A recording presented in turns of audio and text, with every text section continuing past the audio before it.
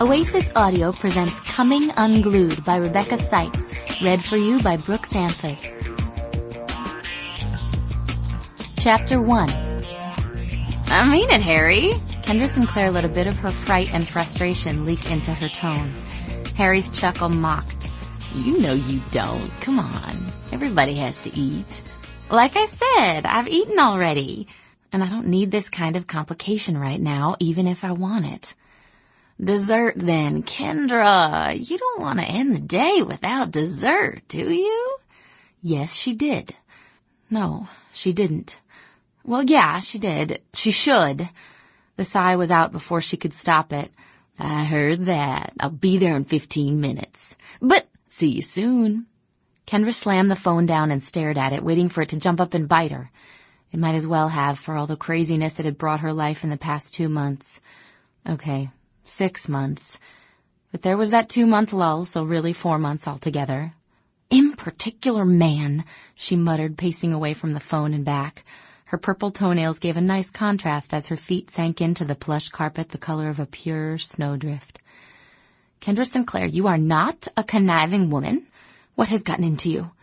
She plopped down onto the overstuffed couch the saleslady had called Polar Bear and pulled Miss Kitty onto her lap. Stroking the cat's fur, she stared across the room. Tufts of fur fell onto the sofa, blending into the fabric.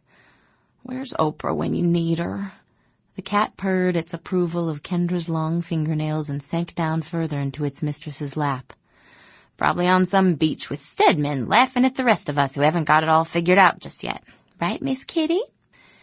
The motoring purr increased in volume, and Kendra smiled. The phone rang, and she jerked so hard Miss Kitty toppled to the floor. "Oh, sorry!" Kendra tossed the apology to Miss Kitty and jerked up the handset. "Hello?" "Hey, how's Stars Hill's finest lady tonight?" Darren's smooth voice hummed over the line. Kendra's heart did a double take, frantically downshifting from the previous call. She straightened on the couch, then felt stupid when she realized he couldn't possibly see how out of sorts she was through the phone line. "Oh, I'm good. Good? Yeah, really good. How are you?" "Wow, that's 3 goods in the first 5 seconds. Something wrong?" She propped her elbow on the arm of the couch and rested her jaw in her palm. Other women lowered their gazes and offered demure smiles when they were out of control. But Kendra, she stammered and fell all over herself with streams of words. No, nothing's wrong. Just sitting here talking to Miss Kitty."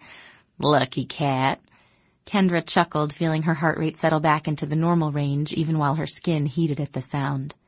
"Tell her that. I knocked her off my lap when the phone rang." "And she hasn't clawed your eyes out yet?" "Declawed, remember?" "Oh, right. Anyway, I know it's last minute, but I was wondering if you'd had dinner yet." "Oh, no." "Well, yes, but that was a couple hours ago. I mean, not that I need to eat anymore today. Gotta watch my waistline and all." His chuckle stopped her mid-sentence. "I'll be over in about 15 minutes. See you soon." She heard the click of the phone and stared at it.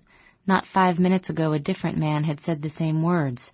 Her silk caftan swirled as she jumped up and fled to the bedroom, praying the first caller hadn't been serious and was just leading her on, which in her heart of hearts she knew wouldn't be out of character for him at all. Chapter 2. I'm coming! Kendra stuffed a red bangle bracelet on her wrist, layering it with other bracelets of varying red and orange hues. She made it to the front door and stared through the peephole. Thank heavens, it was Darren. She pulled open the door and smiled. "Hey, you! Hey, yourself!" The hallway light beamed off his bald head and his dark chocolate eyes danced with mischief. "Sorry again about being so last minute." "No worries, I was just sitting here, you know." He quirked an eyebrow. "I can't seem to imagine you just sitting anywhere, but I'm glad you could come all the same." She stepped out into the hallway and turned to lock the door. Stars Hill might be a small town, but a single girl living alone could never be too careful. "Hey, I sit every now and then. A girl's got to stop long enough to get some inspiration." "You have a new project in the works?" She scrunched her nose as they made their way down the stairs of the grand old southern home that had been converted into apartments. "Not really. I'm trying to finish the painting for Tandy and Clay's wedding, but..." Sample complete. Ready to continue?